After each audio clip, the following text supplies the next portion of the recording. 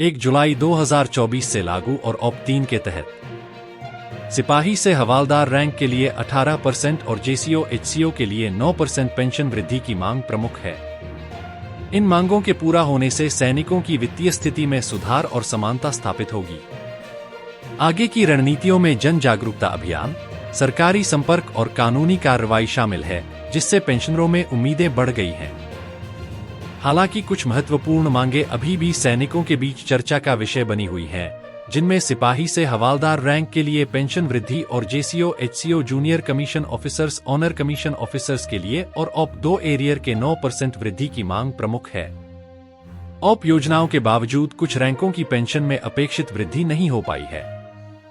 सिपाही से हवालदार रैंक के सैनिकों की पेंशन में पर्याप्त वृद्धि होने से उनकी वित्तीय स्थिति पर प्रभाव पड़ा है। इसी प्रकार जेसीओ और एचसीओ को रब 2 के दौरान पर्याप्त पेंशन वृद्धि नहीं मिली थी।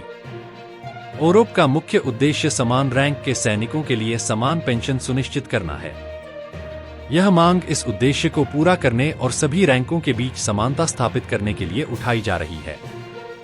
सितंबर से हाव रैंक के लिए 18% पेंशन वृद्धि की मांग सिपाही से हवलदार रैंक के सैनिकों द्वारा की जा रही है।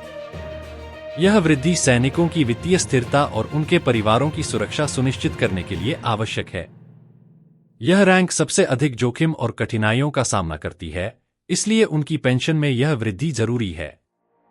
ऑप 3 और पेंशन वृद्धि की मांग और 1 रैंक 1 पेंशन योजना का उद्देश्य समान रैंक के लिए समान पेंशन सुनिश्चित करना है, जिससे रिटायरमेंट के बाद भी वेतन अंतर को बनाए रखा जा सके। हालांकि सिपाही से हवालदार रैंक के सैनिकों द्वारा 18% पेंशन वृद्धि और JCO HCO junior commission officers honour commission officers द्वारा 9% और ऑप 2 एरियर की मांग उठाई गई है। जेसीओ एचसीओ के लिए 9% ऑप 2 एरियर की मांग ऑप 2 के दौरान जेसीओ एचसीओ की पेंशन में अपेक्षित वृद्धि नहीं हो पाई थी, इसलिए उनके लिए 9% एरियर की मांग उन्हें वित्तीय राहत प्रदान करने के लिए की जा रही है। पेंशन वृद्धि के संभावित प्रभाव: 1. इन मांगों के पूरा होने से सैनिकों और उनके परिवारों की वित्तीय स्थिति में सुधार होगा। 2. पेंशन वृद्धि से सैनिकों का मनोबल बढ़ेगा और वे अपनी सेवाओं को अधिक सम्मान और संतोष के साथ देखेंगे। 3. यह मांगे ओरोप के मूल सिद्धांतों के अनुरूप हैं और सैनिकों के बीच समानता और न्याय सुनिश्चित करेंगी।